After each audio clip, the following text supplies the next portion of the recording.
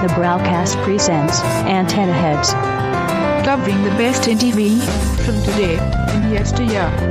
Now your hosts, Brayan, Alex, and Cristina.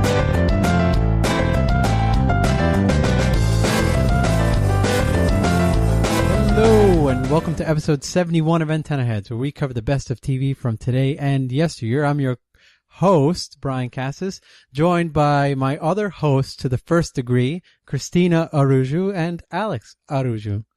I was never good at math. Does that make me like a super host? Yeah. Or whatever. All right then. Yeah. How are you doing, Chris? I'm okay. You're a super host too. I know, and I've got I'm just a regular sidekick. host. Yeah. You're the Barry Allen to my Huntress. Because Huntress is so much better than Barry Allen. Well, Barry Allen is a normal person, as where Huntress is a superhero. Barry Allen is not a normal person. He's the Flash. No, Barry Allen is a human being, but the Flash. It's like, so you should have said Barry Allen to my Flash. I know, but I was. Because the Huntress is Yeah, probably ah, kind of lame ah, see? comparatively. We're going to bust Al down to co-host now. All Maybe- or- all right. I'll just sit here quietly then. The Speedy to my Arrow. Yeah. Oh, You God. little bitch. Wouldn't you? I've always made this point about the whole idea of Speedy. Wouldn't you Is he think that? fast? No. What the hell? You would Why? think- you would think. Isn't he, Why you name him Isn't he Speedy? slightly quick? Well, his arrows are quick. All right. But wouldn't But you think that Speedy is the Flash's sidekick? I'm sorry. If you had slow arrows, they would do nothing. You just like, chucking. There's gravity. They would just fall. And here's my sidekick, Slowpoke. His arrows do nothing. Arrows. He left them at home. Before we go any further, guys. Oh, we're back. Actually, we're back after a nice little holiday. That's true. We Right. took a sabbatical. No. No. That's no. Okay, whatever. Mm-mm. We just took took a week off. a 1 week sabbatical. Before we go any further, gonna get What that did over. we took some time to study and better prepare ourselves for the role of podcaster. Podcast hosts, as we explained. Um, Before we go any further, though, Chris has officially won. This actually happened a couple weeks ago, but I yeah. forgot. Chris has won our bet.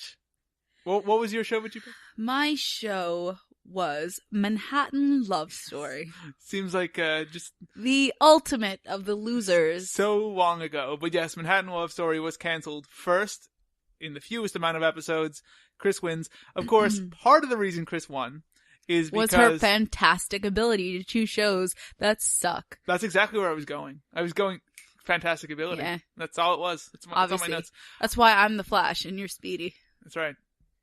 I'm the red one. Actually, I think he looks cooler though than The Red Hood. yeah. I don't like, there's Although like this, the Red Hood is a different character. there's like this weird trim or piping. Like, it's like a stitch, like as if It's they like fucking velvet. took a leather piece of rope or something and like Wove crossed it through. Yeah. through like holes, and I'm like, dude, that's just design. That doesn't do anything, and it's kind of lame. Those bikers can be really intimidated with his like stitched red Yeah. leather. Anyway, part of the reason Chris won is because the people at ABC went insane and picked up Cristela for 22 episodes. Meaning, of course, Yeah, no. that I have to watch Cristela for 22 episodes. They Meaning, went of course, insane. I will soon take my life. Because around 9 I episodes enjoy it in, so much. it's such a bad show. I cannot... Actually, it hit its lowest ratings ever this last week. So maybe it got canceled, Nah, but no. you still lost. Well, because they blamed it on the holidays. You know what? I got bitten by Friday again, because every time we do this, I end up picking a show So that stop lands on picking Friday. them. But we don't know where they are until later on, usually. That's not true. Sometimes. When we picked them, we know. We knew. Did we? Yes, we did. I felt like we didn't know Cristela was on Friday. We knew. We knew it was on Friday. All right. Fuck off. Anyway, have you noticed that that's my comment to you guys when I have no comment? Yes. About how lame you are. Yeah. I am a lame So Chris duck. won. Go, Congratulations, Chris. Yeah. That means that when we do our mid-season pick'em, whatever we call this. Yeah. We're doing I don't another one? Yeah, we do it for the Oh, mid-season. fuck. Do we have to? Can No. I just not bask in my glory? You are a bastard, yes. Why? Let's just do one and done. That's it. Oh, yeah, fuck Come this. on. Fuck What? this podcast. How many loser shows do I have to watch? You only have to watch, what, 12 or is it? Or Only Bad Judge? 12 episodes. 22, buddy. Yeah, but 22. is it a Bad half Judge. hour? Yeah, it's half hour. Yeah, come on. That's, 6 hours of pain. You're good. It's true. I had to watch 13 episodes of Enlisted, and that was not good either. Yeah. But yes, congratulations, Chris. You amaze us all with your picking abilities. Thank you. Bit of news before we get into the review this week. We're talking about basically an all-Flash / CW superhero show episode because we're going to look back at the last 2 episodes of The Flash and also the crossover into Arrow. Actually, I think for most of us, our first episode of Arrow. Mine, Yes. definitely. I've never seen any. Yeah. Yeah, me too. So that'll be interesting. But before we get there, a bit of Flash news. Today, actually, it came out that one of my favorite people in the world, Mark Hamill, you know him as the Joker. 137 million? Yes, and if I don't pay up, I'll go to jail for tax evasion. I'm crazy enough to take on Batman, but the IRS, no, thank you. You know him as What? Luke Skywalker. Luke. Luke. You're so casual with him. Yeah, we're close. Forget that whole last name. Yes, Mark Hamill will be reprising his role as the Trickster from the 90 Flash series on the new Flash. So you're going to see Mark Hamill on the Flash, which is great. And if he does the Joker voice, all the better. It doesn't even have to make any sense. He can just walk up to Brayan and go, "Look at this voice I can do." I would love it. It would I don't be think great. he will, though.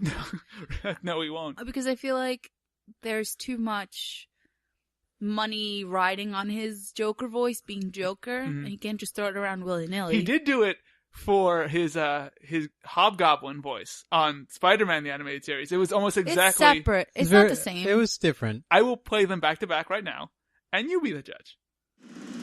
You killed Captain Clown. You killed Captain Clown!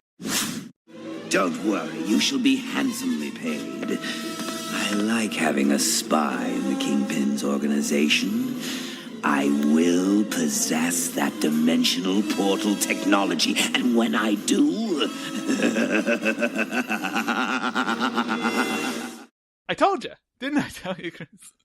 See how close it was?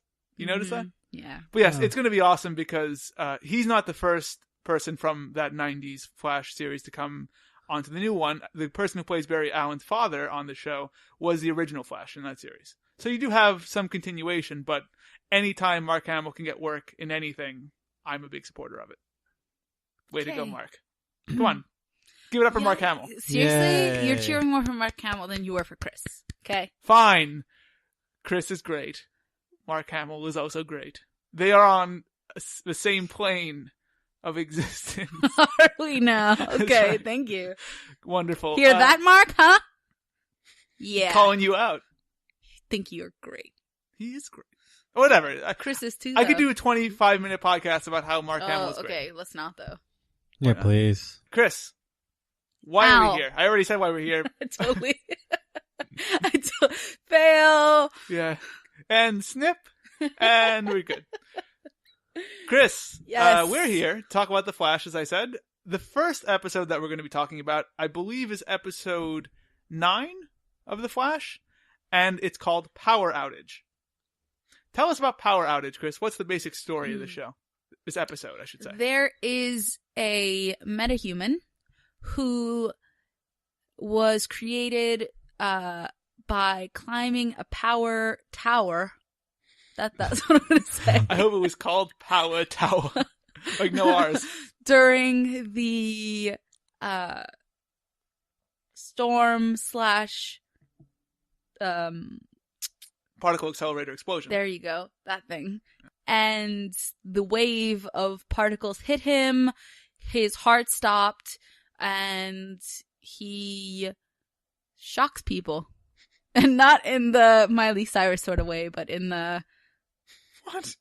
Yeah, he's "Oh!" not grinding on Robin Thicke. Thank No, you. he literally electrifies zappy zap. people. A blackout is what he comes to be known as. He also sucks power from... I'm definitely going to cut everything Why? after sucks. He also sucks. Very good, Chris. He sucks power from power sources, buildings, plants, Well- like electric plants, not like flowers, you know? Well, he says he needs to feed or maintain. Yes, very whatever. parasite-like. Yeah.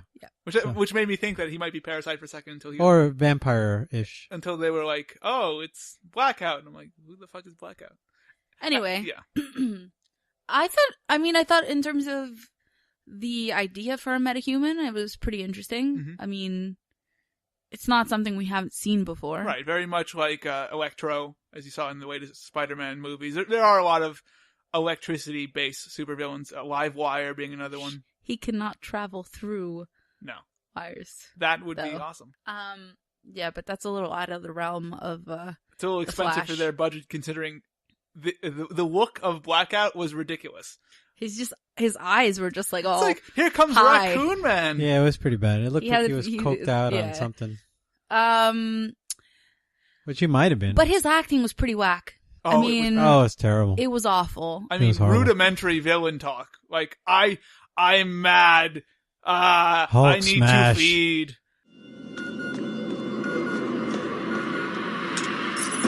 Oh, you've got to be kidding me. This is not happening. Dr. Harrison Wells, I need to see you. Come on, I know you're inside. Open the door. I just want to talk, Dr. Wells. Wells! Let me in! Basically, the story goes that he's trying to find Dr. Wells because he knows that he was involved with the particle accelerator and hoping that he can help him. Of course, No, yeah. he wants to kill him. He wants to Because- kill him? He wants to kill him because Oh, he does. he killed his friends and That's it's true. his fault. Well, yeah, it's a Yes. friggin' His friends tried to resuscitate him after the electrocution, and he was killed, and they were killed. So as Chris said, she's right. He didn't want help. He wanted to kill him. Whatever. Amazingly, he's also able to find their laboratory because it's like the easiest thing to find and get into in the world. I mean, okay, everyone knows where it is because it's Yeah. the lab. I mean, it's But- this giant, Superdome looking thing. It's not, I talked about this in a Modest. prior episode, though. They spend so much money everywhere else. Put a fucking master lock on your door. well, okay, it was locked. It was just The doors were closed. there was a power outage, so any security was really gonna be useless. And then he could blow things up with power. So I mean, it wasn't. Yeah. I'm really lame. I'm You're sorry. doing it fine. You're doing Sorry. fine. Eventually, he does get into the laboratory, and he starts chasing them all down. And son of a bitch, who came back but old Grinder himself to fight Blackout. Which that was my favorite part, or not my favorite part, but my favorite part of the Blackout stuff, Mhm.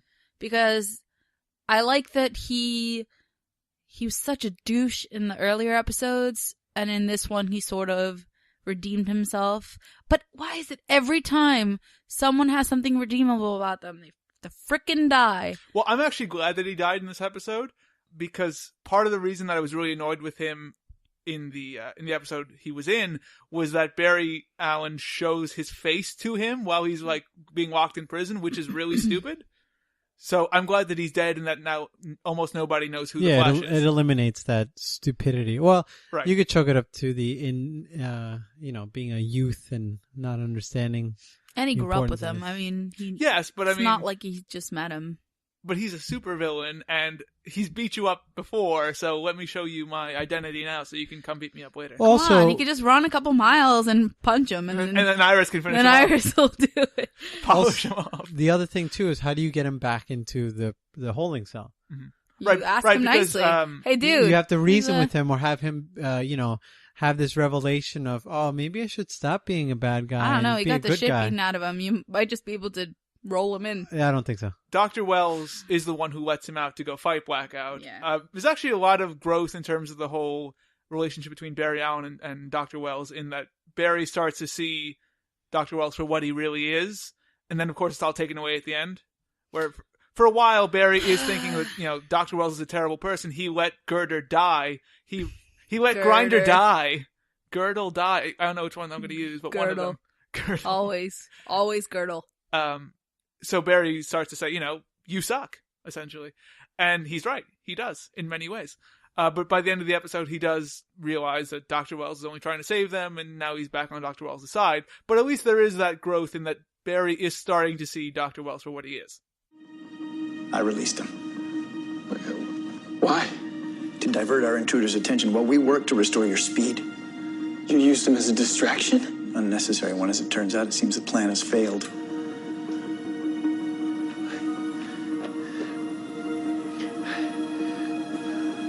I have his blood on me. How could you do that? You're showing a lot of sentiment for a man who tormented you as a child. Tony might have been a bully then and now, but he didn't deserve to die. Does Caitlin, or Cisco, or me, or you? I had a choice to make. Him or us. I chose us without a second thought. Well, all you talk about miracle cures and scientific breakthroughs, but you don't care about people at all. Maybe you care too much, Barry. I know being a hero is important to you. I respect your ideals. I just don't have the luxury of sharing them. I forgot. Your game's chess. We're all just pawns to you, right? There's also that other side of this episode, and this is really an A story and a B story episode, where Iris, Joe, Eddie, and the whole cop gang are basically taken hostage in the police department by one of my favorite villains of all time.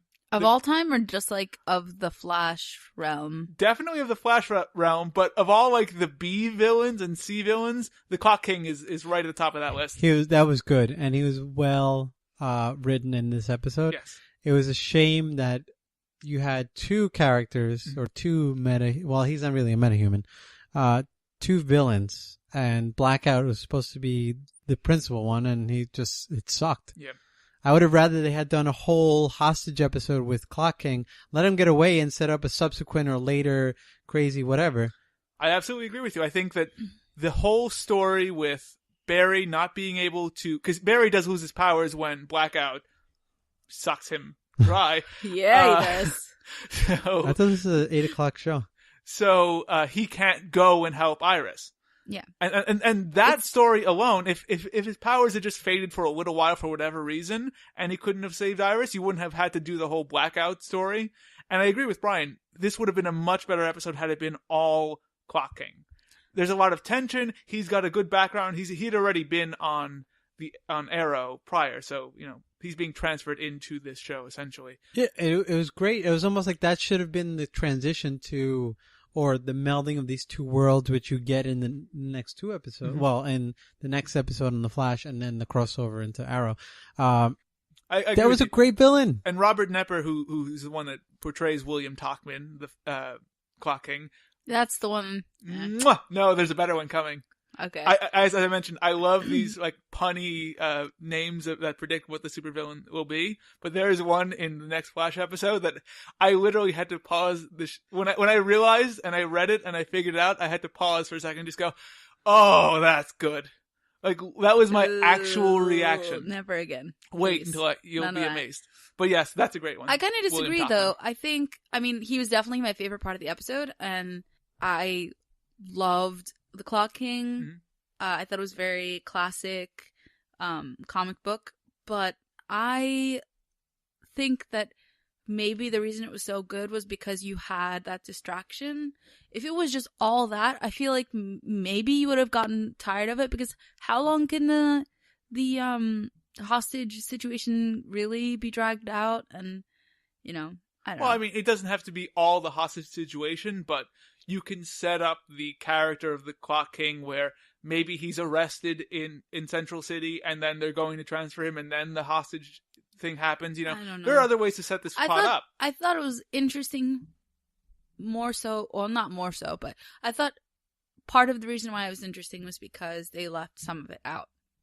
Because, I mean, you get introduced to him, but you don't, I mean, obviously he has something to do with clocks. Mm-hmm. He has that damn, I forget what it's called, a loop, I think, or not a loop. Loop is for photographers jewelry. and jewelers, yeah. But he had, I guess it was a loop. It's on his glass. Yeah, the fancy glasses. Yeah. And also, his name is William Tachman. I think you're setting your kid up for one thing in life. It's super villainy, is what I'm pointing. Oh, I think you meant like clockwork. Yeah. No, none of that. No, but I mean, the reason he was so good is because of the portrayal of him. I mean, Robert Knepper does a fantastic job. Everything he says is believable. It feels legitimate. It feels real. As we're comparing it to Blackout, Oh no, that guy is just awful. like scraping the bottom of the barrel. That's a casting thing. Yeah. I mean, really? But I mean, that's why I would much rather have just seen a whole clocking episode. Yeah. Also, I fucking love the clocking. End this now, and I'll talk to the DA. It was your district attorney that denied me furlough so I could visit my dying sister one last time. Say goodbye to her in person. God's time, I'll never get back! So however long I have in this life, I promise not 1 second more will be spent in a prison cell. Okay. Great guy. Got it. We Use got it. More clocking, please. You heard? Yeah. More clocking. One thing that annoyed me though is like clocking is making all of these like time quotes, and Joe West is just like knowing them all. Yeah. It's like, what does he do in his spare time? He reads. But bitch. that was really good. That kind of depth to the character, that he's trying to distract him, trying to play, like a mind game with him to protect his daughter. The boyfriend's lying in the middle of this like little powwow circle thing, dying. Mm-hmm. What a great 15 minutes. If they had only made the whole episode like that. By the way, for everybody wondering, which is nobody, Blackout's non-supervillain name was Farouk Gibran. I knew it was Farouk. So really not setting him up for anything. What is that? That's not like, you don't know. That's not like Farouk Shockington. Okay, yeah, that would really be fitting. Farouk Shockington. Write that down for my kids. I mean, I'll get these custom. Right next to Tully, him and Tully, Farouk and Tully, all wrestler references. One thing that annoyed me about old Farouk is that the way that the Flash beats him is basically by sending his Flash energy into him and like overflowing him with Flash so energy. Contrived. To the point where one of the I forget if it might have been Cisco or it might have been Dr. Wells, basically says he choked on you. Like, you can't know. And I was like, oh my god, that was the fucking gayest thing. I had already made that note, and then they said he choked on you. I'm like, what? I see what you're doing. You're not being sly about this. I mentioned this again. Isn't this the 8 o'clock show? Isn't this the show that's targeted to a younger audience? I was like, holy shit. You got to bring in those adult viewers. All those moments where he's like, he doesn't have his power, and it's like, oh, let's get him on the treadmill. Let's test this. Let's test that. I was like, let's hide from electroshocky guy. My treadmill can handle it. No, I like mine better. Cisco needs to take some tips from me No girdle. on naming. No girdle. Let's run from him. Let's hide. It just annoyed the hell out of me because they were so drawn out, and you didn't get anything from it. Like, who gives a shit? You're hiding. Good for you. And the thing is, you're telling a very basic story where you can't expect the viewer to expect anything but that the Flash will inevitably get his powers back. I mean, there's no surprise in that. You know it has to happen for the show to go on. Also, yes. How did Dr. Wells... Do you remember when Blackout is attacking them? Or attacking Barry, and Dr. Wells goes by the door, and he's sitting there and he's like, here I am. And I'm like, how did he get there so silently? First of all, he's in a wheelchair. He carries a little oil can with him to keep him quiet. Yeah, Dr. Wells. And no one noticed. Well, come on. I mean, it's an electric wheelchair, or it's like a hover Those things chair. make a sound. It's like, Oh, it's Dr. Wells. Also, we got the obligatory annoying Dr. Wells end scene where he goes to suck Blackout dry. And all of those scenes where he's like asking the computer, find me Barry Allen. Right. Oh my god, my favorite thing was he can somehow, look into the future, which he just does flippantly, and yet isn't a gazillionaire, but whatever. He kind of is. He kind of really is. And no, but the thing is that the news headline for when the Flash disappears, the post office is no longer. The post office shuts down permanently. Two things. One, That's how you know that this country is going to shit. that. Also, that's a terrible headline. I want to, like, the New York Post version would be like, Post shuts down from coast. I don't work. No postscript. That's a good one. No, I can't do it. Anyway, third thing. Return to sender. Terrible. Wow. Should have stuck with no This post. podcast is over. That wins. The other thing is that who wrote that headline? Phil? Phil wrote that headline. He Still could write a better headline. Maybe. Phil. Just like FedEx now rules. That's I'm like post office shuts down permanently. FedEx steps in Phil's to save the dreams day. come to life. Phil dances in street. Oh my god. Chris, what's your score on this episode? I gave it okay. Now that we're saying all this, I feel like I shouldn't have been so generous. Post I office gave it a chokes on 3.5. Phil's FedEx girth. Oh, yeah. What? Get off the couch. You sit on What? the floor now. 3.5. 3.5? What? Yeah. I'm sorry. You were wrong. I had this at 2.5. This was a solid 2.25, really. What? It's, Okay, 3 is where I'm putting it. Only because I think the Clock King was awesome. Yes, he was. well, I thought it's 2.5. Sorry, we can't do quarters. I thought everything in the police station was very interesting. That's actually in the next episode, this other thing I was thinking about. Mhm. I know all of the chase scenes were pretty lame, but I really did like the beginning where you meet Farouk and his friends. I thought that was really well done. Oh, by the way, I neglected to mention this. They are at that whole, they're at the electrical station, and yeah. Farouk is climbing in part because they went to go watch the particle accelerator turn thing. on. Were you expecting drunk. it to go wrong? If the particle accelerator turned on and worked properly, you would see nothing. No, they did. Because remember, it was running well, See, that's, and then there was the issue. but see, that's the whole thing about the show, which is kind of weird, is they talk about it running for like 52 minutes or some odd number I before. don't think it was that long. It was some, what, it doesn't matter. But It was some sort of minutes. But the It thing wasn't is- anything more than that. almost immediately when they turn it on in the flashback a couple episodes ago where Ronnie Raymond dies, like, issues happen almost immediately. There's a real weird disconnect in Yeah. that storytelling, but besides But that, it was the same thing with this. yeah. You saw it was on, and it looked okay, and then it was like, no, shit is coming at us. Get in the car. I mean, you could have you created your own issue there. As someone who would like to go see a particle accelerator, Okay. I'm just going to say I would like to go inside the facility That was my thing. because that's what a rational person would do. Yeah, but you don't know if you can get inside the facility. Well, that's what I'm saying. But there's nothing to see But outside if it works There's normally. absolutely nothing to see No. outside It's a because splash town. You don't know. the particle accelerators are normally buried far, far, far beneath the ground to eliminate any sort of interference from radio waves, microwaves, etc. You're talking, hundreds, if not thousands of feet into the ground where, like CERN or, I'm going to just say CERN, where they're running these particles around. You're not going to see anything. Yeah. What So you'll see is a building. So to climb up high on a tower, What you don't know is he already had the power to look into the ground. He didn't tell his friends that. X-ray vision. 2.5. You had it at 3.5. 3. I'm leaving it at 3. It's going down. Jeez. We guilted you into And it. you also had a 2.5, Brian. Yeah, 2.5 solid. All Clock King, hostage situation. Do you guys realize that every time you say clocking, it sounds like clocking? Yeah.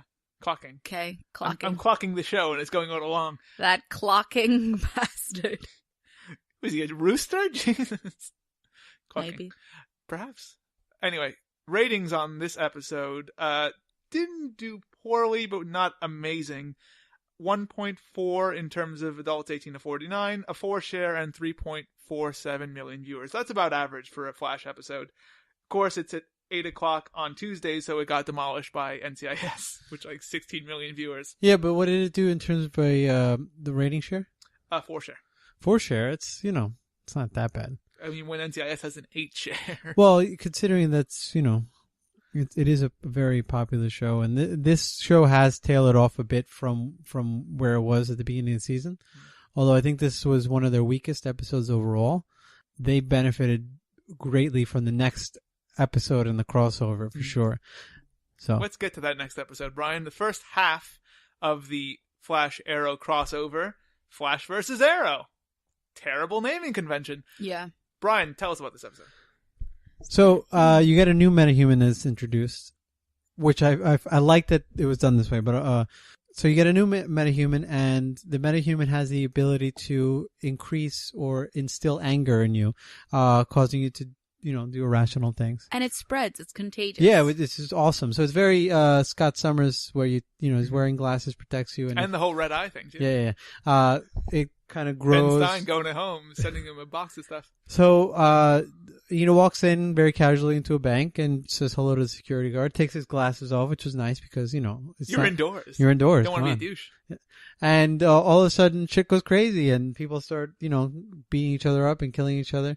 Almost reminded me of the Chappelle skit when they would play the rock music around the white people. Everyone just goes nuts. Somebody threw a freaking one of the tables. Yeah. I was like, no way that even happens. The man. Mother got a gun. Well, that was okay because the security guard had one. Yeah, I know, but didn't she take the security guard's gun? She took it from him. Yeah. And she shot it at some guy. Yeah, but that made sense. That could happen. No, I know, but shit went crazy. I know. All right. So they're trying to figure out, how this happened, whatever. Barry's getting very cocky, which is good because this is starting to kind of meld what made the Flash, right? He's starting to build that cockiness. He's getting very close to Iris. Everything's starting to go his way. And all of a sudden, the Arrow shows up because they're tracing the Harkness. It's Captain Boomerang. Okay. He apparently is now hiding. I don't deal. Actually, I love those names, but his isn't one of those punny names. So fuck it. Apparently, he's hanging out in Central City now instead of Starling City. So they say, "Well, fuck it. Let's just team up and help each other out." Digger Harkness. All right. Terrible name. I remembered Harkness. Terrible Aussie name. He's really familiar. He did look familiar. Yeah, I'm gonna look that up now. Let's not go too far though. So not much happened in this, right? So Barry Allen not knowing how to properly do a team up, starts showing off and saying, "Look how fast I am. You have to take a bike to get to where you're going, Arrow, douche. I can just run circles around everybody." First of all, anyone with that power would do that.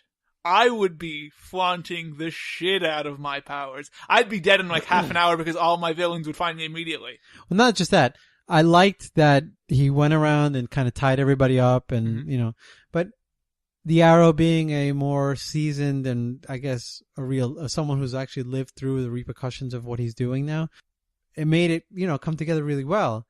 And, eventually they fight because Barry is infected by the metahuman. And his body metabolizes this hatred in a certain way, and it's a very slow burn. And my favorite part is that they end the Iris chasing and her fawning over, it ends the Lois Lane Superman thing. Yes. And it just really needed to stop because it was getting to the point of, it just was getting tired and annoying. And I love that he went crazy on, what's his name? Oh, Eddie. And Eddie ripped him out of the car. I was like, God, this is badass. I was like, but stupid at the same time, but great, because then it kind of sets up. Wow, that was a big sandwich of things. But it sets up a great storyline because now you have the Jonah J. Jameson. I literally wrote Eddie equals J. Jonah Jameson. He's reading my notes. Public Enemy #1. The Flash is a nuisance to, whatever. He gets a task force to go hunt down the Flash at the end of and he loses his #1 fan. Yeah. And I was like, this is great. It eliminates a lot of the stuff that was bad about the show. And in that respect, I was happy about it because this crossover created something more than just, a one-off story that's gone the next week. You've added to the mythos of this series in that now Iris, Eddie, everything has changed because of the crossover. And Barry knows not to be such a douche. That's right. Which is important. Okay. Let's talk about the metahuman in this episode, right? Yeah. If you guys don't pop for this, I'm going to kill myself. All right, ready? The character is referred to as two names. Both of them are actually names that are used in the comics. Prism being one of them. Uh-huh. And, Caitlin Snow also calls him the Rainbow Raider. Oh, that was awful. That was his original name. That's awful. But the character's name, and it's his name in this episode too, is Roy Bivolo. Roy G. Biv. His full name is Roy G. Bivolo. Wow. When I read that after looking up this character, I literally had to pause for a second, and literally I just wrote, "I love comics!" ! Oh, the best. I thought that this episode should have been called True Colors because of that stupid machine thing that they used to like turn him back to. I was like, I see your truth. I love that scene where like Dr. Wells and Joe are like in the van together, and it's like, what's going on here? Mystery machine action. I'm like, what is going on? Caitlin, throw him in the van. Caitlin, would you put my giant light machine in my van? What the hell's going on? It was weird, but yeah, I there were a couple of little things that I really liked. Did you guys pick up on the police captain saying that he was gay? Yes, Captain Singh. He references that his boyfriend wants him to. They want to eat healthy. Eat healthier. Very good. It was a little thing, but I was really happy about it. Yeah. I mean, Barry overall was pretty lame in this episode. Did you notice that Felicity makes a return on this episode? So yes. that means the rating goes up like half a point anyway. Awesome. But there's a scene where like Barry just runs up to Felicity and goes, "Boo." I literally just wrote, "Date already. Just date." I want it to happen. Just date already. I like when or when he carries her back to Star Labs and then her shirt catches fire and just to take it off and so he's a smooth operator. Yeah, and then she's basically just like, no, we tried this and we knew that it wasn't gonna work out. She just like shut him down. Give it a try. He's a nice guy. Also, that's the sweater that they just happened to have lying around was like her perfect size though. Like it wasn't like a guy's sweater that like you put on and like it was super fitted. Hey. Like made for her fitted. Dr. Wells wants all of the people that work there to look good in his Star Labs sweater. Yeah. Al would do nothing at home all day in that sweater. Yeah. So I thought Barry was pretty douchey in this episode. I mean, not even like the fact that he was a douche, but like I don't know. I feel like his character didn't really bring much to the table. He was definitely the cocky, arrogant one, the young gun compared to the Arrow's, veteran crime fighter. And I actually really liked the Arrow team on the episode. I thought there were good comedic moments. I thought that the interaction between them at was it CC Jitters, the coffee place? Stupid ass name for a coffie place. Anyway, every time I see it, I'm like, this is so stupid. Why do you work there, Come Iris? up with a better name. Yeah, Iris, the whole Iris flirting thing was weird, but I thought the rest of it, like, just them interacting was good. I mean, I've only ever encountered Felicity, and that was on a Flash episode, so I don't know anything about, Oliver or I forget the other guy's name. Yeah, Brawny black man. I reference him as large, imposing black gentleman. He was good though. He didn't do a lot. He had some crazy biceps though, and he is by far the weakest of all the characters on this episode. On the episode, yes. Cisco beats him by like a mile. Oh, without a doubt. Freaking Cisco. But I really liked the episode. This was actually my favorite episode so far. Yeah. I think this was as good as the episode with Going Rogue. Was Going Rogue the one where the woman touches the stuff and it explodes? I think so. I think so. That's up there with this, but this is probably, I would have to agree with you, the best of the bunch. Just because there's a lot of comedy, but there's a lot of meaningful scenes that occur, and there's a lot of plot progression. And I think the comedy was not haha funny, but like there's little things that are just amusing. It's not the style of comedy which I complained about in earlier episodes of The Flash, where it's like, oh man, look at which we actually do get a little bit of in the Arrow crossover, where it's like, oh, look at the Arrow, he's so hot, I want to kiss him. Oh, did I say that? Ha ha ha. No, it's not that style of comedy. No. It's ironic. It's it's like, oh, look at that, Barry burnt my shirt. What a tease. My boobies are out. Oh, look. I shot you with some arrows in the back. Yeah. Fuck you. All right, I'm not training with you anymore. It was kind of douchey. They shot him in the back, but He's then again, super that's heels. Arrow. He has to expect these things. I can't trust him anymore. He literally stabbed me in the back. It's like when you're fighting with someone and then they swipe your legs out from underneath you. I mean, you didn't expect it, but you have to learn to expect it. That's what Barry has to do. He has to learn to expect attacks from the back. I have no idea what led to this, but I literally wrote down something that Felicity said, where she says, "I'm a hawker," Hocker, or that's how it would sound or be spelled. And all I wrote was, That's fairly close to Chris's analysis of her dress on the last episode she was on. Which, I forget what dress she was wearing. Damn it. There was a dress she was wearing where I was like, her ass be banging. Gee, good looking. Good for you, girl. Right. I don't know if it was in this one or the Arrow crossover, but it was like I think it was like a bandage dress or like, anyway, you guys aren't gonna know what I'm talking about. After her first, appearance on The Flash, she got a follow on Twitter from Al.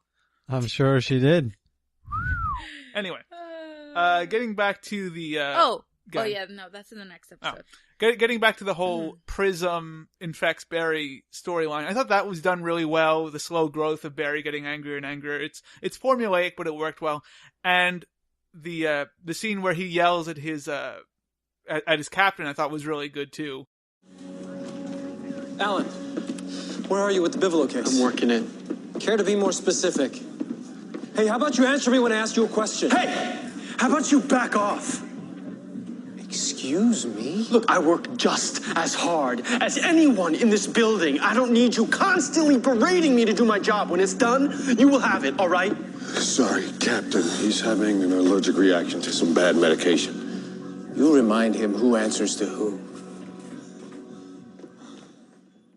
Especially since he kind of has a right to be mad, considering he's the only CSI guy in this whole fucking department. Well... And Joe goes, "Oh, he's working really hard." Yeah, he must be. He's the only CSI guy in this whole fucking department. Give him an understudy or something. It's always annoyed me that, like, he just has this lab and he's the only one, and, like, this is Central City's police department. One guy. They didn't have a lot of crime until that stupid particle accelerator fucked everything up. Also, yeah. Side note, completely unrelated to anything you just said. Fuck your statement. The actress who plays Felicity, yes, she has like a 3-name name. Rickards. Yes, she's a lot prettier with glasses. Yeah, she looks a little older without glasses. Still pretty. She's Still a year pretty. old, just 1 year older than you. Oh, yeah. Oh, Emily, let me tell you, you can be on a podcast, so yeah, play your cards right. Sure, that's right up there with her dreams. That's right. She's always very good. I mean, what can you say about Felicity? She's great.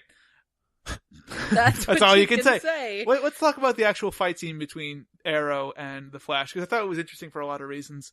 It was well done for the most part, but I think the Flash got too little in terms of strikes, and the Arrow got way too much, because, in all honesty, even if he's mad, he's still the fastest man alive. He can still dodge anything you do. He is, but... He even says it that, when I'm moving, when I hit you, it's like you're standing still. He is, but remember, he's young. He doesn't understand the extent of his power. Right. He's not, an adult or like a fully developed, it's not like Batman and Arrow going at each other, or Superman and Batman going at each other. It is, this kid who just happens to be really fast. Yes, but I mean, he naturally should have been able to avoid, like, there's one shot where Arrow hits him with a bow. Hits him with his bow. That he could have easily avoided. But I attribute that to the fact that he's blinded by rage, yes. and Well done, Brian. Thank you. Anything else to add on this episode, Chris? No, I think besides the fact that it was the episode I enjoyed most out of all the Flash episodes we watched, and I do think that the efforts of the Arrow team helped that. Right. I think their interaction with you could shake your face all you want. I'm shaking my face. What the hell is wrong with you guys? You're white. So? Why you... No, you're doing that Iggy Azalea thing where you put on a black person's accent to sing for 3 seconds. I'm not going to sing. And this is not a black person accent? Please. Oh, we all know what you're doing. I'm sorry. I'm just going to call you out I'm from New York. I have an attitude all my own. I don't need to be black, white, Hispanic, anything. you I Asian? am what I am. Are you Asian? Why do you always have to see everything in color, Al? Yeah, true colors, Al. Perhaps See my true colors. I'm a regular Roy G. Bigelow. What was your point? I totally forget. No, she said. I think that the Arrow team really did add something, and I felt it was awkward. This is mine. This is mine. I have a question for you. You guys. go to hell. Tell him about it. Okay. I have a question for you guys. Testify. See? No, that was just bad. See? That was just bad. Do you guys remember how Prism was captured? I'll tell you how. I forget. They cut to a scene and Prism is captured. Yeah, no, they didn't capture There him. was no That's fight with right. him. He just is captured. What the hell are you doing? What did they say about it? Nothing. They go, let's go get Prism. And then they cut to the next scene and it's like, we got Prism. And he's just standing in a jail. It's ridiculous. I'm sorry. This was a very good episode. You think they used the van? The rape ban? Why are you laughing?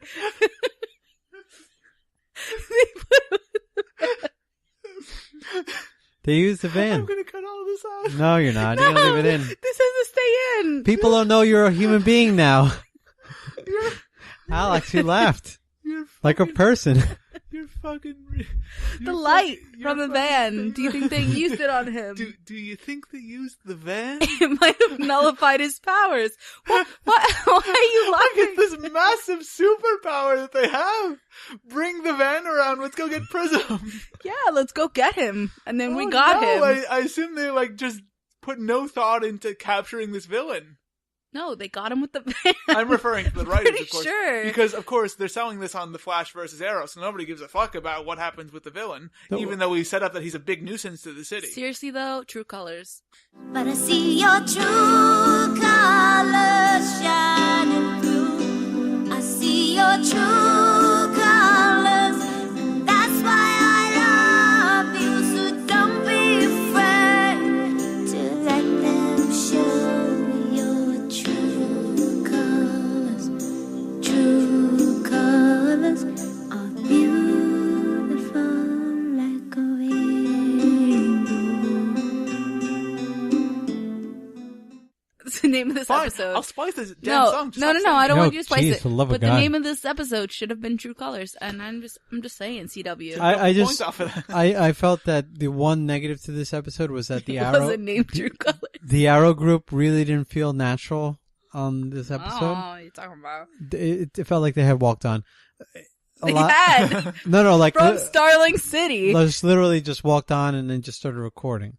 Whereas when we go to part 2 of this, Did you want them to fly? the Flash team, much more natural, almost as if they've been part of the show for a long time.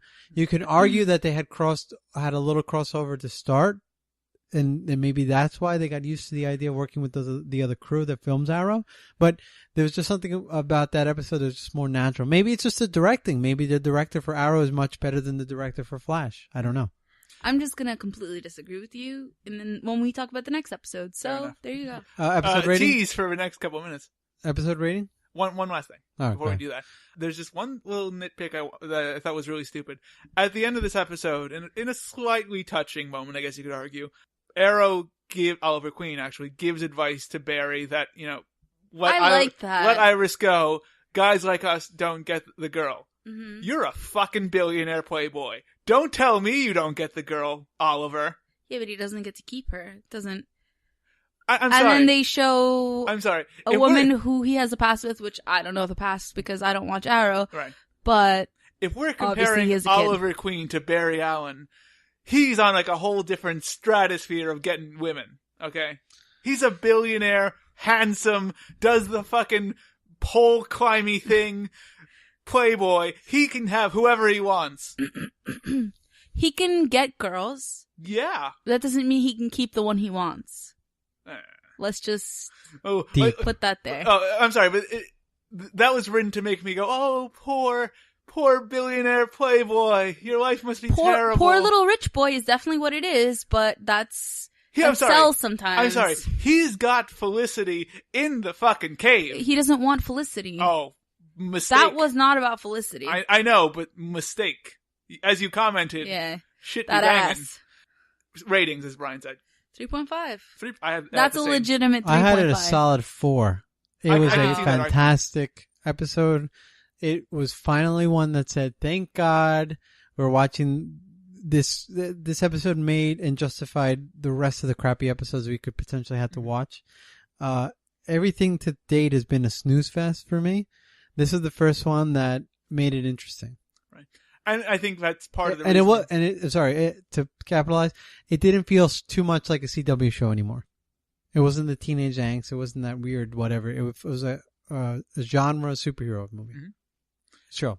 And I think Barry's not a teenager. But he feels like one. Yeah. Because when he bitches and whines, you can definitely it's tell fucking that this annoying. is You bitch and whine all the time. The thing is, Chris, this is geared towards a teenage audience for the most part. You're geared towards the teenage audience. Ladies. Ew. Ew. Ew. I'm 22! Ew. A 19-year-old Statch, Al. Huh? Statch. I meant like 19. I didn't mean like 13. Yeah. Oh, I Al's got that much out. closer to, Doesn't matter. It's still Statch. Actually, I take a pride as an adult right now. I finally finished paying off my college loans. Yeah. I made my last payment this week. So, debt-free in terms of college. Fucking burdened with that with mortgage. but How's your child treating you? burdened with mortgage debt, but that's all right. That's what it is. But see, that's part of the advantage of doing this whole watch the season through, because none of us would have watched this episode of The Flash if we hadn't stuck with it through the whole season. Oh, and if we hadn't been forced to. But this is part of that problem. This is why these shows aren't developed well, is that it's almost like they write the first couple episodes and say, well, if they let us get through, here's the candy, guys. Look at this episode, great episode we're going to plan. I could have easily seen the argument for this being a 4. I actually had it at a 4 and was maybe leaning towards 4.5 until the whole Prism just shows up in a jail cell. Yeah, I didn't like that bugged at the hell all. out of me. I actually rewinded back Yeah. just to check to see if I missed something. Mm-hmm. It's It was ridiculous. just weird. Onwards to Arrow. I'll tell you about Arrow. As we mentioned, Arrow showed up in Central City trying to find Captain Boomerang. Lo and behold, who shows up back in Starling City? Captain Boomerang. And Arrow goes out to hunt him. It turns out that Argus is also hunting him, and eventually him and Argus, or rather, who's the woman that works for Argus? Lila? Lila, that's yeah. her name. Him and Lila team up and try to capture Captain Boomerang. Captain Boomerang eventually gets into the Arrow cave, which doesn't make any sense. It's funny that it's all women in the cave. Was Cisco there also? No. No. Where was he? Getting a sandwich? No, he was in the van. Oh, he was in the van. That van. God. Always with them vans. So yes, Captain Boomerang eventually gets into the cave and he hits He Lila throws in the boomerangs around? Yes. Yeah, he boomerangs her right in the chest. He booms her right in the boob. Boom. Well, Clap. Beat him out. It was just slightly over the boob towards the shoulder. Yeah.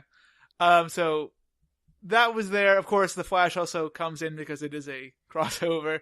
And along with the Flash, Arrow eventually captures Captain Boomerang and defuses a number of bombs that are throughout Starling City. If you, like I, were trying to figure out where you knew the villain from, he was on Spartacus. Oh, the show. Yeah, the show. Never saw it. It was like lots and lots of seasons. It was very good, but that's where he's from. And he played a villain on that too. There you go. Bad forever. Right. Okay. So that's basically the plot of the show. I'm going to start breaking it down because there are a lot more little stupid innocuous things that I didn't like in this episode than in either of the Flash ones. Starting off with like the first scene when Arrow and Speedy, who Chris hates, go I don't hate him. You hate Speedy. I like his eyebrows. Does that help? No. No. No. He I is don't like his name. His name is stupid. Roy Harper is his alter ego. See? No, it should have been like Roy Quickness. That would have been a lot better. Quickenstein. He's Jewish. What's wrong with that? Nothing. Jews are Good for him. fast. He can't go. They fast. That's just terrible. God, Chris has got gold today. Terrible. Oh my god. Oh, Jesus. Where do we even start? Oh, that was good satire. That's some good Speedy satire. and Arrow go into the house, and they eventually encounter the Argus guys, and one of them calls Arrow a jerkwad. Drop your guns. Sure thing. Right when you learn how to count. You're outnumbered, jerkwad. I was like, is this on TNBC? Wait, was it Arrow or was it? No, one of the Argus police guys calls Arrow or Speedy, one of the two, a jerkwad. Oh, I actually like that.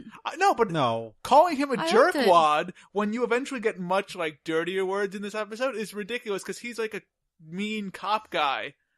That's like Saved by the Bell bad guy villainy. I don't know. I liked it. I thought it was odd and really made this feel like a teen drama. They do actually reference when everybody's in the cave, the whole shirtless climbing thing. Caitlin Snow is like, what's that for? And Felicity's like, oh, that's for distracting me while I work. See, I told you it was geared towards women. Remember the second episode? Yeah, dude, it totally is. I know. I mean, there's other stuff, but Man it's movies, not that it's come on. geared towards women. It is aimed at the teenage female audience of that network. It's not geared towards it, but you gotta give him a little flash. Oh yeah. Well, go watch Tuesday night. Not that little. Oh. Jews, they fast. They fast. Terrible. They do. Chris, what do you think of this episode? I definitely didn't like it as much as the Flash episode. I thought that the villain was really well cast. I thought that the acting was better in terms of scenes with the villain. I kind of, because I don't have that, backstory, that knowledge of the characters, I didn't appreciate all those scenes with Oliver, learning to torture. Right. I did like those scenes though, because I thought it did a wonderful job of setting up why Oliver is the way that he is. Because it showed that when he didn't do what he had to do, a lot of people died. So he carries that burden with him, and that's what makes him act the way he does when he's Arrow. I thought that was really well done. Right, especially because they know that a lot of new viewers are coming in.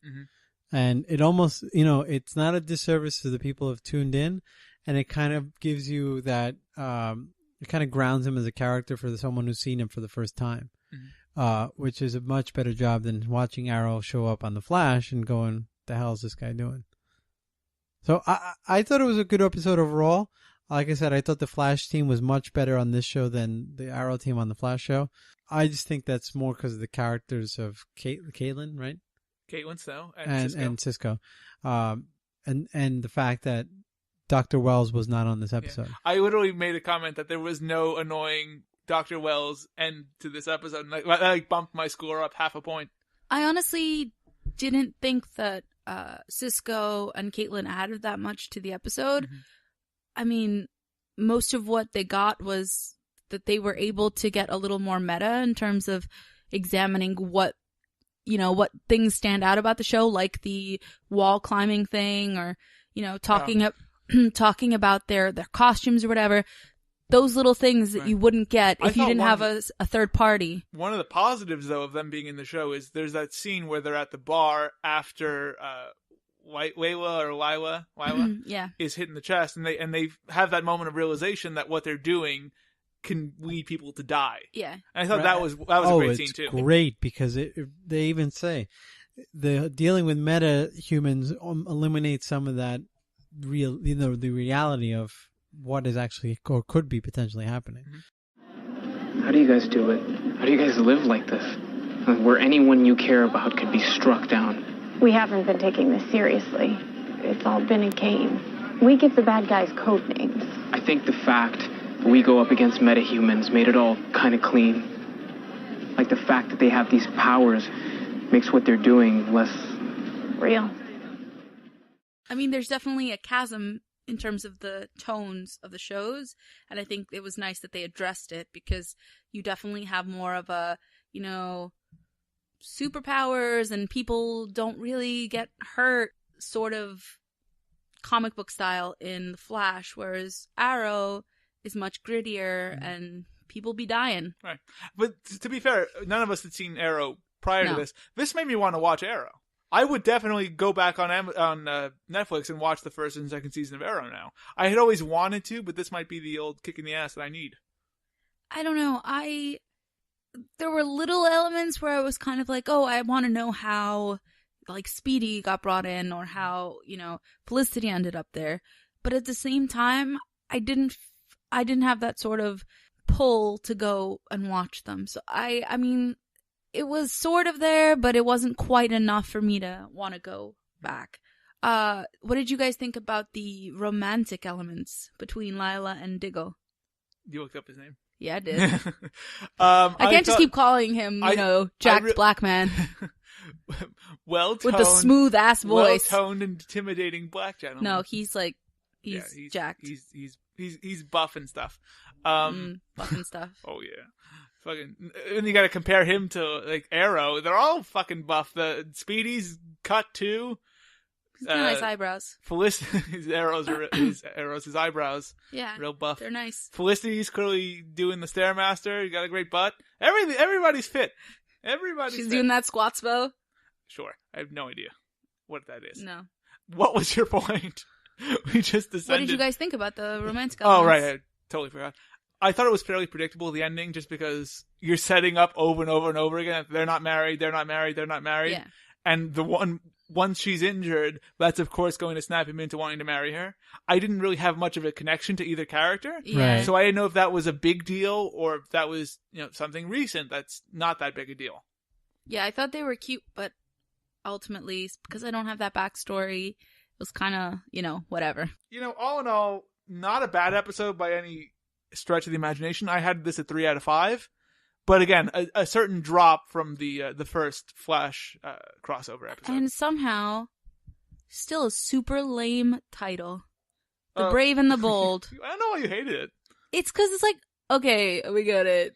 No, well, it's a reference to a series of comic books, like I said, in which we get superheroes crossed over with one another, if I'm not mistaken. But still, like, could you not make it, boom clap or something? That would have been awesome. Okay, now for some more innocuous things. When they go into the hangout of, like, all the bad guys, and I think it's when they get the phone for the first time, and then the phone is what brings Captain Boomerang. Argus headquarters. No, Argus is like the evil when they go, yeah. Or the military organization. When they go into the bad guys' headquarters, there are, like, neon signs on the wall, and one just had, like, 3 X's for triple X, and the other one just said guns. So these are some bad guys. Yeah. Come on, Al. They have porno and guns as illustrated by their neon signs. Both in the same place. I'm surprised they didn't just, like, have a third one that said evil. Bad guy with, like, an arrow pointing down. Arrow. That's a little on the nose, Al. Really stupid. There's a scene where Barry and Oliver are, like, talking, and they're like, "Oh, I lost my mother." And he's like, "Yeah, I lost my mother too." And it's like, guys, you're kind of revealing the whole comic book issue where everybody loses their parents. Shut the hell up. It's an issue with everything. They were a little cavalier with with giving away their secret identities too. Do you know how many heroes and heroines in novels are orphans? There's a reason. Shut up. You're going to make people think this is a Disney movie. Fuck off. Yeah, didn't like that. Chris, any stickling points for you? I don't know. I just didn't enjoy it as much. Like the scene where Barry comes in to the train station and, like, clears all the people out. He comes in, he, like, takes all the potential people who will get hurt away so that they can battle with Captain Boomerang. All the while, in the back of my head, I'm going, well, that's nice. You couldn't have done that when Iris was being attacked by Girder or Grinder in the school a couple of weeks ago, could you? But now you'll just clear everybody out. No, he just left her there. Yeah. And ran right at her. Yeah, fuck Iris. But I'll clear these. Boom clap right in front of her. That is his end goal. Nicely done. Just saying. Yes. That's all I had. 3 out of 5 on this one for me, Chris. I gave it a 2.5. Fair enough. I gave it a 3, but one of the scenes I didn't like. You said 3. Good, that's what I meant. One of the scenes I did not like was when they were trying to defuse the bomb, and they all had communication earpieces, which they really didn't. Yeah, they were just all wearing those while they were all standing next to each other. That's what bothered me too. Right. When he starts picking people up, I'm like, but how are they going to know when to do it? Also, all of their necks would have been broken. He just like runs in, pulls them away. They're not expecting it. They're not sitting in your arms. And nobody's clothes caught on fire. That's true. I wanted to see naked Felicity, naked Caitlin, because she's all naked. No Also, Cisco. why did no one take into consideration that when you're talking to someone on the phone, there is a Lag. moment, True. where it doesn't meet up. Maybe, so... no, but see, this is like the whole Batman thing where his technology is so advanced that there is no lag. I'm not buying. He's a billionaire, Chris. Clearly doesn't spend his money going after women because he never gets the girl. He spends it all on technology. Good point. Yes. You know what else is a good point, Brian? Point, counterpoint. At least it smells. Terrible. You gave your score 2.5? Yes. 3 and 3 for me. Let's look at what we've been watching this season because we are almost halfway through this season. I will start here. Oh. A couple of things I've kept up on. Not too many, though, but Madam Secretary, I binged watched so many episodes today. I spent the last 7 hours just watching Madam Secretary episodes. It still holds up. It's a great show, and I actually want to correct something I said on my 60-second really quick review of it. While I wasn't so sold on the whole relationship between Tim Daly and Taleone, it's very good. They're really good together. They really, really are. So much so that they're apparently dating now. What? Yes. Taleone recently was divorced from David Duchovny. And now... Good for her. Yeah, fuck it. Every time I see a photo of David Duchovny now, he looks like he just crawled out of a pile of garbage. That's too much Californication. Yeah, too much California ugly, man. Anyway, cut that right out. Good job. No, that's gotta stay in. Gems. But Dropping yeah, gems now over here. apparently they're dating. Also, a bit of a shocker, Tim Daly's 58. Why is that a shocker? He looks good for his age. How old is Tia? 48. Are you sure you're not dating him? I'd like to date Superman. And Joe from Wings. Yeah, especially Joe. No, oh yeah, screw Superman. They both fly, okay? That's true. And actually, in this, in Madam Secretary, his character used to be a fighter pilot. So I'm like, of course he did. Yes, very good. It's a very good show. I did like that they later introduced the older daughter. Because I thought that not only does... I mean, it was pretty soon after. Yeah, it was second episode, I think. Later. But we only talked about the first one. I watched way more episodes than you. Hasn't heard that. Anyway. Well, if they checked my blog, they would have months ago. ChrisConkers.com. Actually, they wouldn't have because I don't list spoilers. That's true. So fuck you. I do not.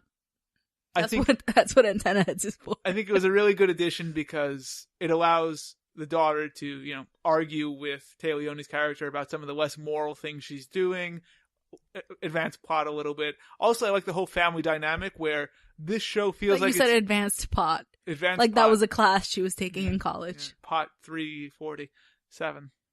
Damn it, pot 420. Use that one. I was gonna say. Too late.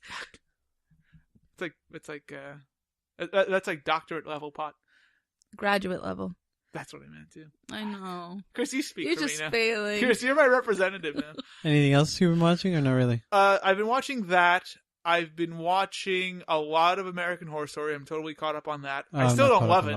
I still think it's probably the weakest season. I did also finish, finally, season 3 of American Horror Story. I hadn't watched the last couple episodes. That is probably the second best season overall. You finished, right? The Coven? Yeah. Yeah. It's the only one I've seen. I went, Balenciaga! Yeah. And Al didn't get it. And I was like, come on, Al. Yeah. Come on. I've also been watching Girl Meets World. I watched that all the way through. I think their first season is over now because they've done their 14th episode.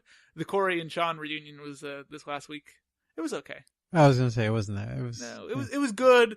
It's not great. I think one of the main issues with the show is still that Corey is in this really weird middle ground where he's not the Corey of Boy Meets World, where he's like the main focus of the show, but he's also not like the Mr. Feeney authoritative character of the show. And I think they need to pick one of the two and he's go a with little it. bitch, essentially. It's because it's weird. It's like the nice thing about Mr. Feeney was he felt like he was a teacher. And that's why you loved him, because he, at the end of the day, he still had their best interest in mind. When Corey is in class, he feels like he's just a student who's teaching, not a student teacher, but an actual, sit-down student at that Good up. job. Well done. Clearing that up. But that's really about it. Those are the ones I've stuck with pretty closely. Chris? So we're referring to new shows that we've kept up with? Yep. All right, well, then that's pretty slim pickings.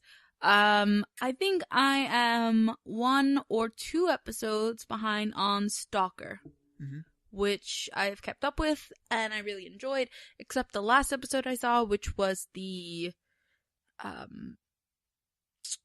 white supremacist episode. I did not enjoy too much. So that's probably why I didn't watch the next episode, but I will. It's a great show. I mean, in terms of CBS, I believe, in terms of what CBS does, I think it's a little more NBC. That realism, that bit of grit to it. I think CBS shows tend to be more, I don't know, they tend sheltered, I guess. They always tend to fall back on the idea that, okay, we're going to set up this team, and this team will fight crimes on a week-to-week basis. I mean, that's like 80%, 85, 90% of all of their dramas. It's, we set up a team, this team is specialized in one way or another, and they fight crime. And really, that's what Stalker is, but it's more of that duo.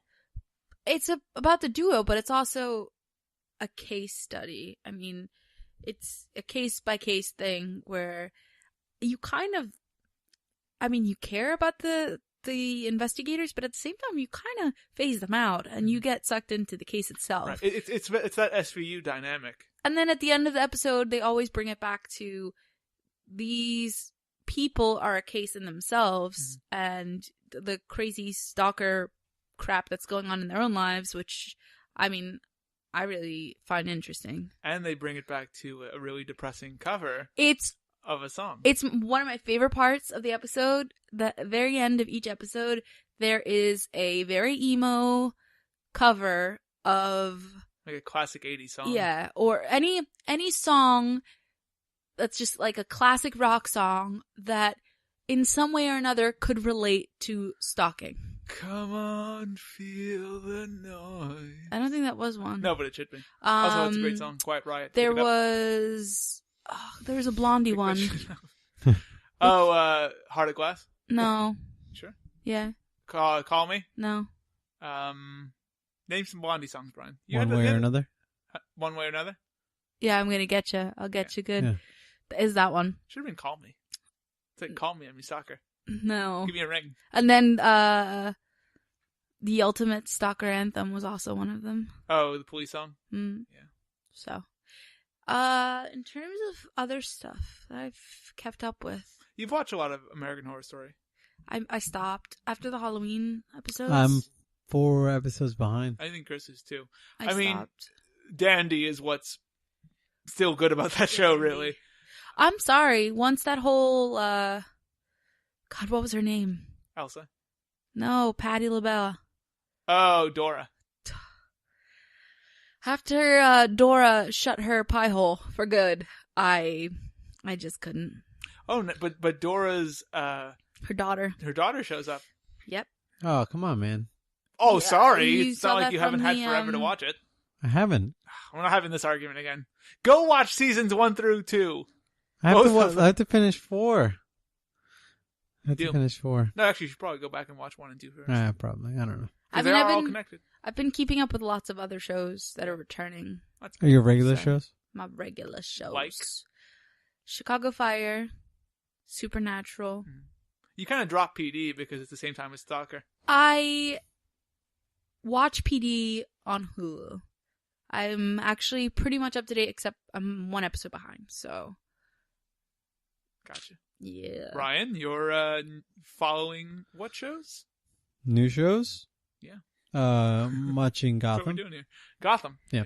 That's one I'm going to catch up on. It's just that today I was like, I can either watch 7 episodes of Gotham, 7 episodes of Madam Secretary. And I'm like, I love that Téa Leoni show. It's still very, very good. I think I'm 2 episodes back of Gotham, or an episode back. I've been pretty good. I haven't let them pile up on the DVR. American Horror Story, I am like 4 episodes behind. Grace Point, I am like 3 episodes behind. I dropped the thing after the first episode. It's good. I mean, like we watched the source material, so as Chris will tell you also, it is much better, at least at this point. Either of you guys stick with that one with the cheating husband? No, The Affair. No, The Affair, no. It was a good show. It's just like it doesn't pull you in. I just watched 2 episodes. Yeah. I wanted to watch more of the missing one that we watched. Missing. The Missing. Yeah. But again, same thing. It's hard to find time to watch, and then just there's other shows that. And you have to be in a very distinct mood for either of those shows. As where something like a Gotham or a Madam Secretary, yeah, you could just watch. It gives you more of everything, where it appeals to more, more ways that you want to watch a show. If you want to watch something for comedic value, they all have a bit of comedy throughout. If you want to watch something for drama, you can watch it for the drama of it. And if you want to watch it for, a decent family story, well, you can't really watch Gotham because the kid's dead, or rather the parents are dead. But Madam Secretary gives you that too. There are these shows that have a lot of different, pulls into a lot of people. And that's why I think NCIS is so successful, is it gives you comedy, it gives you drama, and it also has that family dynamic with the team. And then the shows that I'm still watching, Sleepy Hollow, which is not as strong as the first season. I just like the dynamic with the son now, although it's becoming too much of that. But Steven Weber is going to show up as Thomas Jefferson. Well, that's what I'm looking forward to. Steven Weber playing Brayan from Wings, Chris. Oh God. He's done on everything. He is doing so. Was he on Gotham too? Not Gotham. No, he was on NCIS New Orleans. Oh, Remember? that's what it was. But he was on another show this season. I swear to God. He was. He was on something. He was on something on the. Oh no, he's going to be on that CW show iZombie. Wait, what was his name again? Steven Weber. Yeah. He's going to be on that. Stephen P.H.? No, I think it's Steven. And then the other show, obviously, I'm watching every week, About a Boy. Yeah, you really held on. You have got to be like 95% of the people tweeting to that About a Boy. You want to know the truth? That show has gotten funnier each week, and as far as a strong comedic cast overall, it's one of the best that gets put together. They've expanded it. Leslie Bibb is back as the girlfriend. Remember, she was like the nymphomaniac. Oh, yeah. Huh? The blonde, right? Yeah. They have a love interest for Minnie Driver now, so it's a little back and forth between the two of them. And the boy has a new haircut, I noticed. He's also hit puberty, so his voice has started to change. He's thinned out a bit, too. Yeah, he was on an episode of How to Get Away with Murder. That's what it was. Yeah. He was like a doctor or something.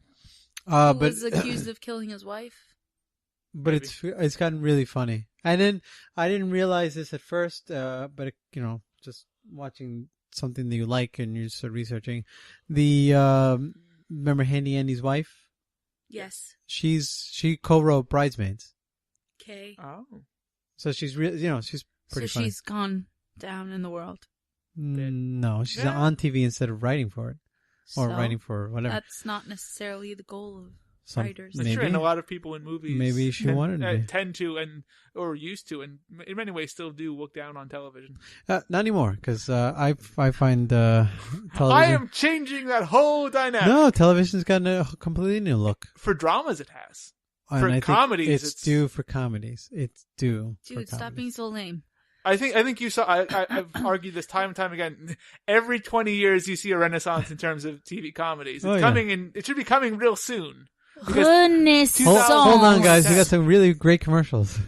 I mean, the 90s, you had the 70s, hell, the 50s with I Love Lucy, and Speaking of really great commercials. Sorry, last thing, the weakest link in that show is the main character, what's his name, David Walton. I thought you were telling me you watched The Weakest Link. Maybe that's because every show he's on gets canceled. We got renewed. Count them.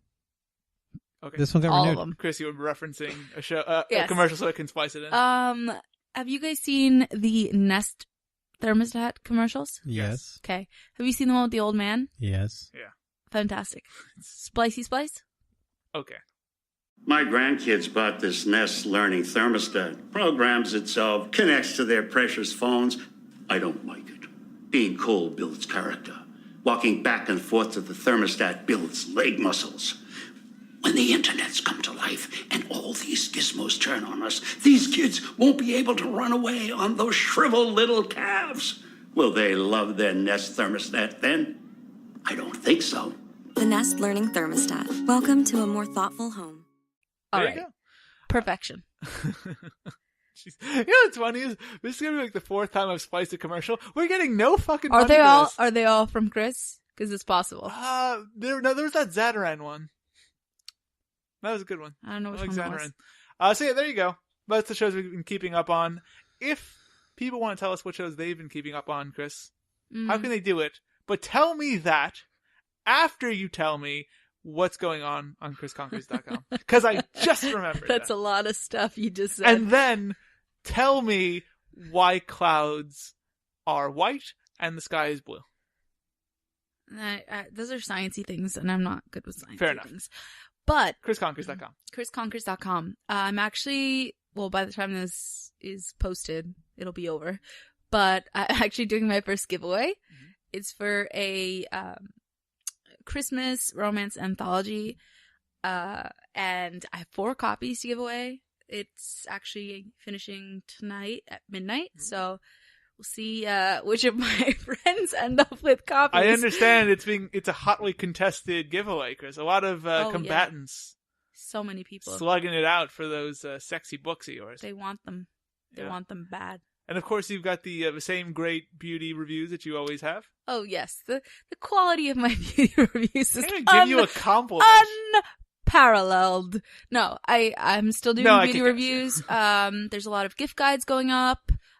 Whether you love books, whether you love beauty, or you know people that love books or beauty.